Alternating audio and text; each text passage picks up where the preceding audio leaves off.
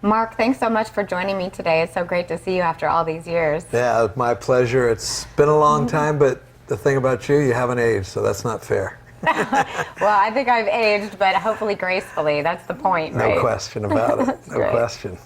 So it was really amazing with Dr. Hayes Gladstone reintroducing us. I mean, I think it's been, well, we probably shouldn't even say, maybe we'll say over a decade since we worked together at KFOG KMBR. That's right.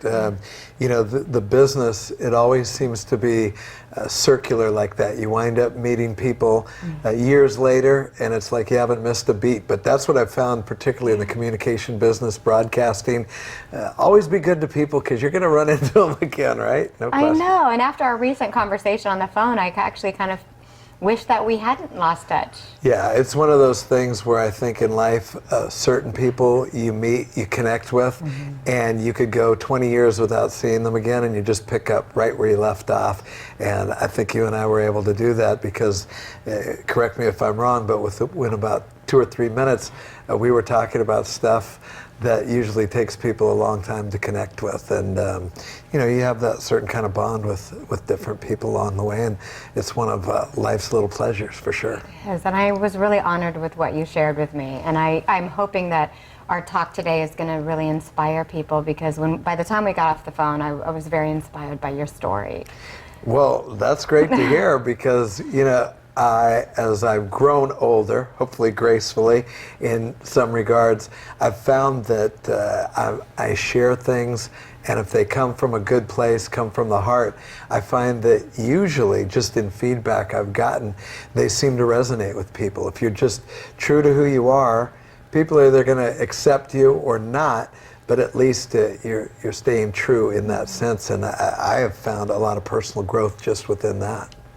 Absolutely. When people are vulnerable enough to share their stories, I think that not only does it show strength, but it actually can help a lot of people who realize that they're not alone in whatever they're going through. And I know that one of the pivotal points in time that we kind of started picking up in our conversation was with your divorce. And it sounded like you really emerged from that with a commitment to transformation and reinvention and health, personal care. So Right. I'm curious if you could tell me a little bit about that mindset, because some people just go off the rails with a divorce, and you seem to like go within and gather strength. I think in most of our lives, we hit one of those points where years from that particular point, you're going to look back and go, that was a turning point. And for me, it happened right around the turn of the century. Sounds like I'm old just saying that, turn of the century. But right around 1999, you know, I did go through a harsh divorce. And I kind of, at that time, made up my mind, even though maybe not even totally consciously, that I wasn't going to let this derail me professionally or physiologically. I kind of made a conscious decision to say, you know what, I'm not going to go out partying, I'm not going to hit the bar scene and the dating scene and all of that. And I actually moved out to the country toward the beautiful Napa Valley to just get that serenity, pick up on the natural surroundings. And it was a real turning point where I was at such a low point with regard to my self-esteem, my physicality. I wasn't working out. I really wasn't taking care of myself. I wasn't eating right. And I would tell you, even though I work in a very visually oriented business, television, I wasn't properly taking care of myself in that regard. I was really just going through the motions. And I tell you that, just honestly, I mean, everything. My hair, I would just slick it back. You know, I had a big bushy mustache. I didn't care.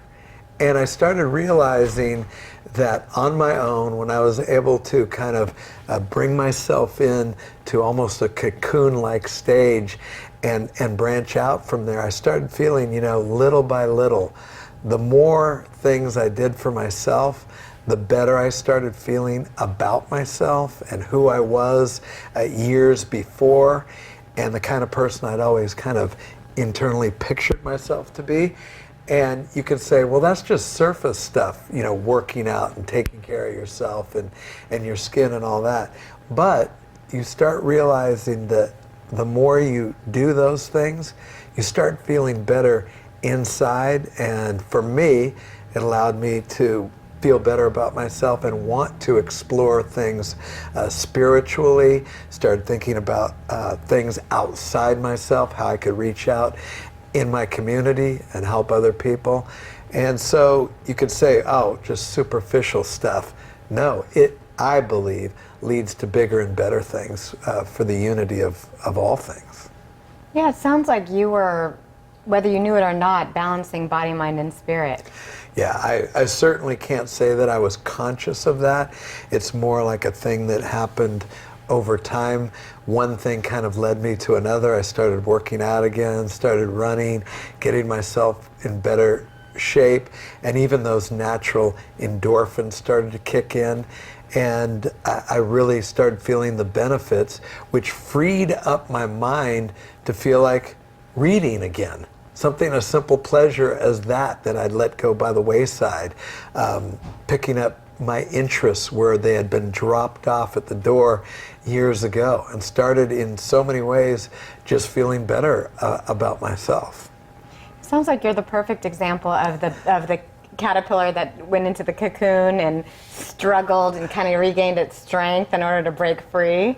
Well, I at least had enough smarts to realize that if I didn't experience the pain and try and really breathe it in, so to speak, and just go with it, whereas I think the tendency, and I certainly understand it, when you go through something as traumatic as a divorce or personal loss, whether it be financial or otherwise, those catastrophic things in your life, there's a tendency to try and take that easy way. Drink yourself into a stupor every night, hit the bar scene, you know, do the dating thing, and all of those things that can lead to absolutely nowhere, and usually do.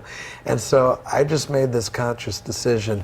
I'm going to sit with the pain and really experience it organically and see where that leads me. And I think it led me to some really good places, you know, because I feel, even though and I have no qualms about saying I'm 62 years old, I feel younger than I did in 1999 in so many different ways, not just physically, but just mentally. I feel like a youthful man. Yeah, your strength was built from inside out. You know, it's interesting hearing you talk about your willingness to go through that pain, because it seems like a lot of people are going through something as traumatic as a divorce, or, you know, I feel like everybody is, right? They'll avoid the pain, though. Right. That's the default. Like you said, the bar scene or the date, just go right back out in the dating scene and you know, numb out. So what was it, do you think, that led you to want, you know, what I call walking through the fire, just experiencing the pain to come out the other side? Well, I think it's human nature to experience pain. I don't want this. What can I do to numb it? And I certainly empathize with people who have gone down that route. I would just call it a natural instinct that you know that if you look at the broader picture and you can kind of look around the corner and get ahead of the curve, it really isn't going to take you anywhere.